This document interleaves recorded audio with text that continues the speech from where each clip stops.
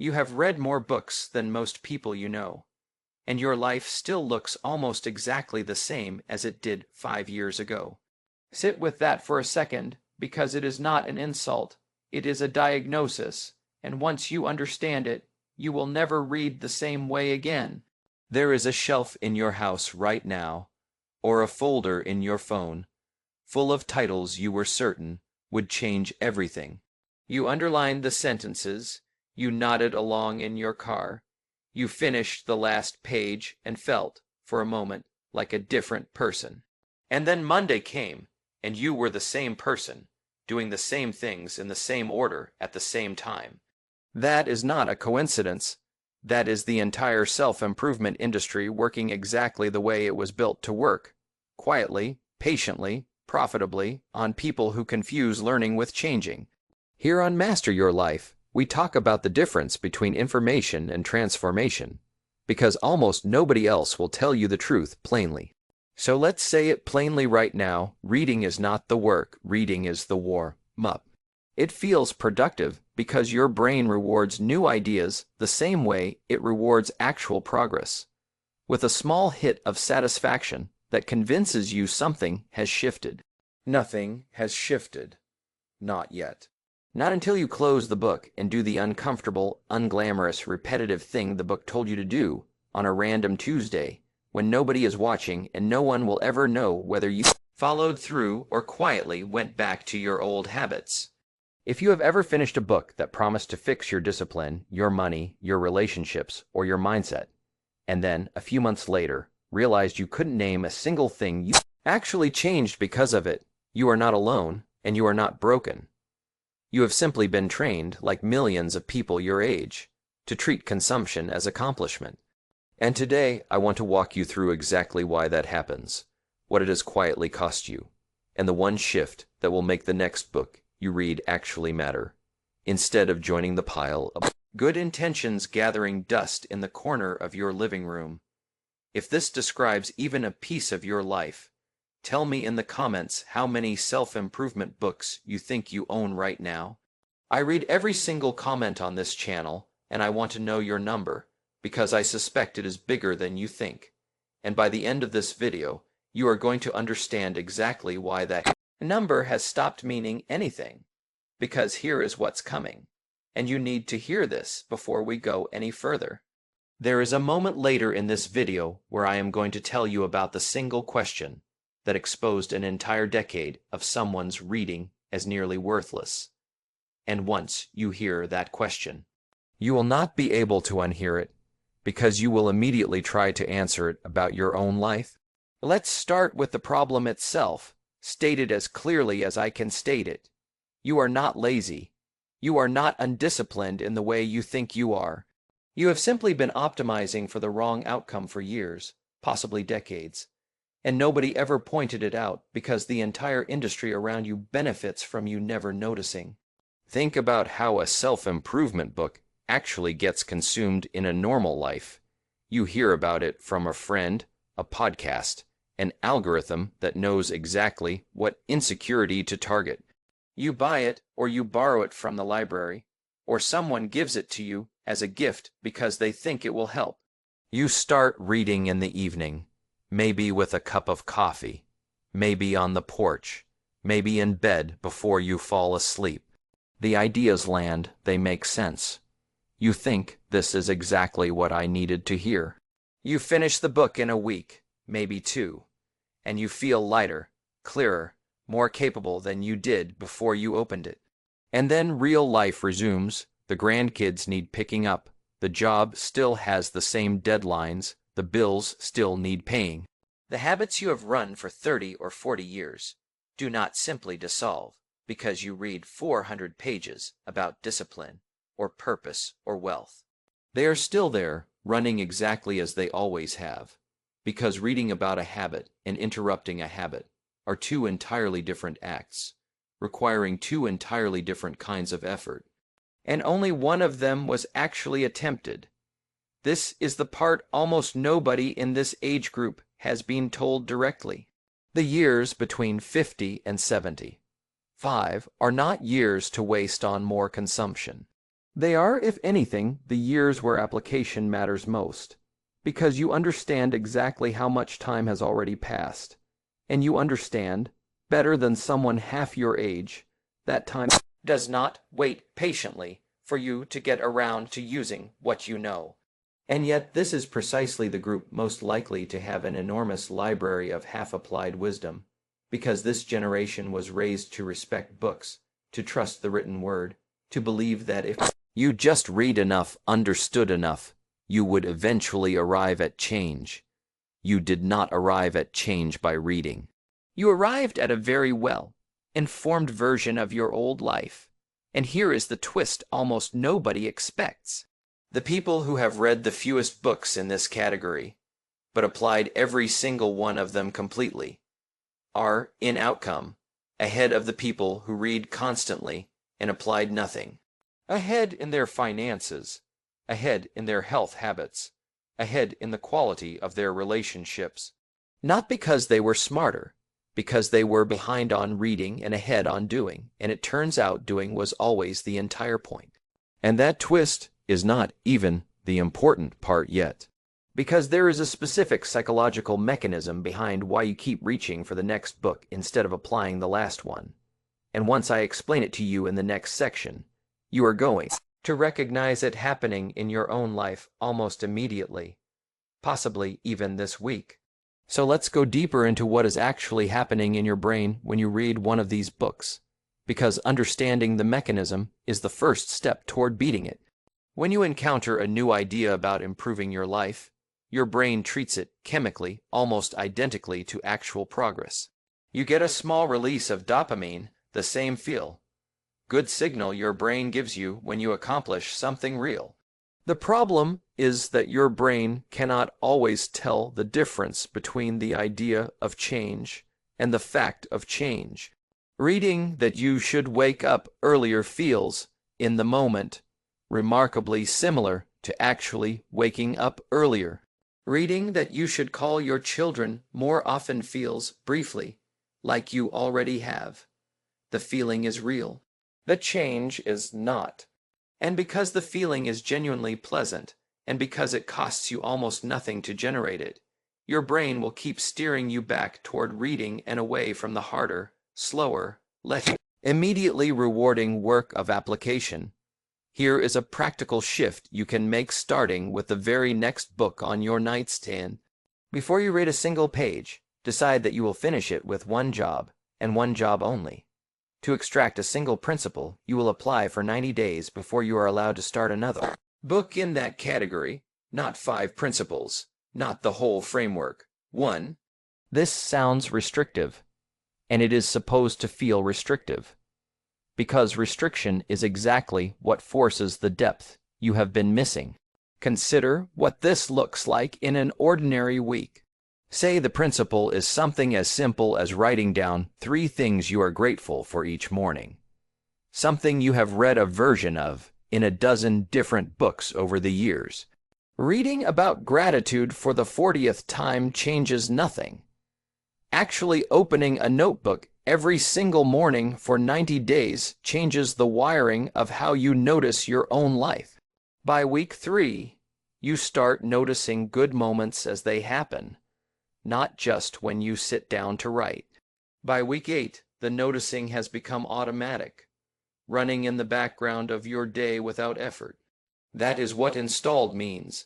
That is the difference between having read about gratitude and having built it into how your mind operates. Here is the unexpected part. Once you actually install one principle this way, applying it daily until it runs without conscious effort, you will discover that the very same book you already read, the one sitting on your shelf right now, likely contains 4 or 5 more principles just as valuable as the one you started with. Principles you skimmed past the first time because you were reading for information instead of reading for installation. The book did not fail you. Your first reading of it did. And that discovery leads directly into something even more important, something that reframes the entire idea of what a self-improvement book is actually for. And it is coming up in just a moment. Because once you understand it, you will never look at your bookshelf the same way again. Here is the deeper truth hiding underneath everything we have covered so far, and it is the part of this video that matters most. The books were never the missing ingredient. You already own, right now in your home, enough material to change your life dramatically over the next several years, without buying or borrowing a single new title. What has been missing this entire time was never information. It was the decision to stop collecting more of it and start extracting everything already available to you. Let me tell you about a woman I heard about years ago in her mid-30s at the time, though the lesson applies at any age, and honestly applies even more powerfully to someone who has had decades to accumulate books rather than just one. She had read, by her own count, well over 50 titles in the personal development category. She could recite the frameworks, she knew the language. Ask her about habits, productivity, mindset. She had an answer for all of it. And yet her actual life, her finances, her relationships, her health, had barely moved in 10 years. She was, by every honest measure, exactly where she had started. A mentor asked her one question that she could not answer. Of all the books you have read, name one single principle you have applied consistently for 90 days or longer. She sat with it. She genuinely tried. She could not name one. A decade of reading had produced an impressive vocabulary and almost no actual change, because the reading had always been the destination, never the starting point it was supposed to be.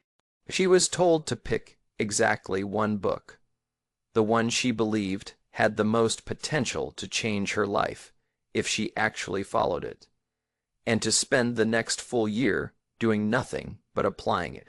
No new books in that category for the entire year. Just that one worked completely. She resisted at first because reading felt so much more comfortable than the discomfort of actually changing a pattern. She agreed reluctantly.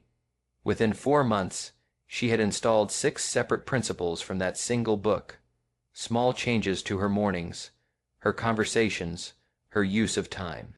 By month 9, roughly a dozen principles were running automatically in her life, and the people around her had started to notice a genuinely different person. By the end of the year, she said the 12 months of applying had produced more real change than the entire preceding decade of reading combined. If that story landed for you the way I suspect it did, do something for me right now.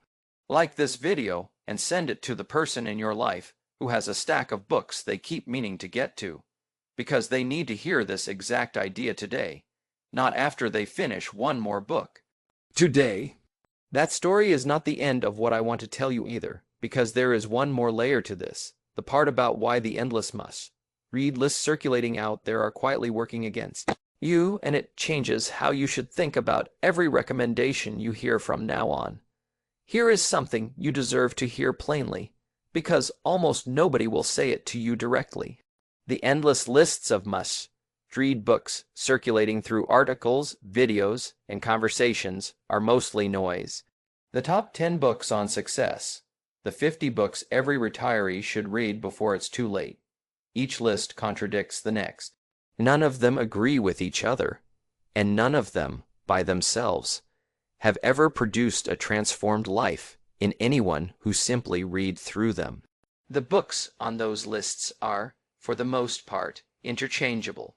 The wisdom inside them has existed in some form for decades, dressed in slightly newer language each time a new author repackages it. What you actually need is not another recommendation. What you need is a personal inventory. Tonight or tomorrow at the latest, walk to your bookshelf or scroll through your e-reader library and look honestly at what is already there. Pick 3 or 4 titles that, when you first read them, genuinely felt like they contained something powerful. Set the rest aside completely without guilt because you do not need them right now, and you may never need them. Then choose one of those 3 or 4. Read it again, but this time with a completely different intention. Not admiring the writing, not collecting quotable lines, reading specifically to build a list of principles you can actually put into practice this month. You will be surprised by what surfaces on a second reading done this way. Ideas you skimmed past the first time, because you were reading for entertainment rather than for application, will suddenly stand out as exactly what you need right now. The book did not change. Your reason for reading it did. And that changes everything about what you take from it. Order the principles you find by how much difference each one would make in your daily life if it were fully installed. Start with the one at the top. Apply it alone for a few weeks until it runs without you having to think about it, the way brushing your teeth runs without conscious effort. Then, and only then, add the second principle. Layer them slowly, deliberately, one at a time, because trying to install everything at once is exactly how people end up applying nothing at all. There is something almost nobody tells you about this pace. It feels slow in the beginning, uncomfortably slow, especially if you are used to measuring progress by how many books you have finished this year. But the version of you built this way, one principle at a time, fully installed, compounding on the last, becomes almost unrecognizable within a handful of years, in ways that reading alone, no matter how much of it you do, was never capable of producing.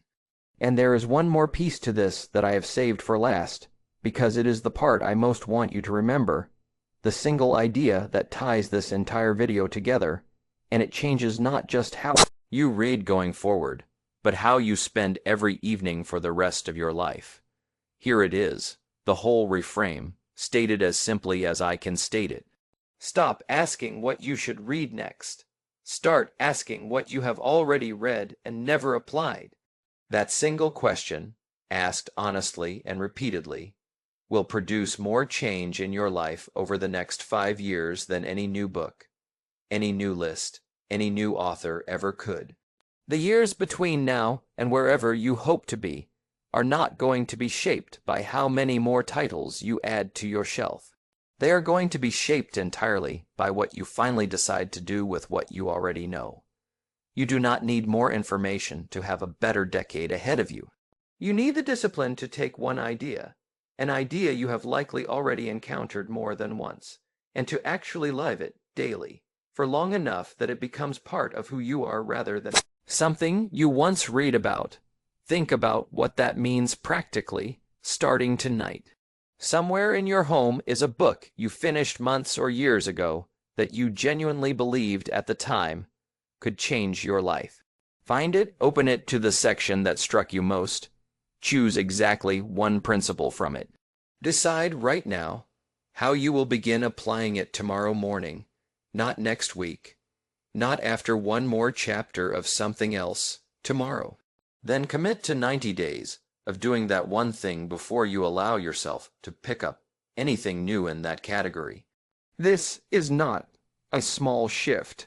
This is the entire difference between the person who spends their remaining years accumulating knowledge that changes nothing, and the person who spends those same years becoming someone genuinely different, one installed principle at a time. You have more than enough material sitting in your home right now to produce a remarkable next chapter of your life. The missing ingredient was never another book. It was always the decision to close the one you already had and go do exactly what it told you to do. I want you to remember this feeling right now as this video ends, because tomorrow morning the discomfort of your usual routine will try to talk you out of it. It will feel easier to open a new book than to do the small, repetitive, unglamorous work of applying an old one. Do it anyway. 90 days from now, you will not remember the resistance. You will only notice that something in your life has genuinely, permanently shifted, and that shift will have come from doing, not from reading. I'm grateful you spent this time with me, here on Master Your Life. If this changed how you're going to look at your own bookshelf tonight, subscribe to the channel and turn on the bell, because there is much more of this ahead, and I want you standing right here with me for all of it. Pick the book, pick the principle. Tomorrow morning, the applying begins.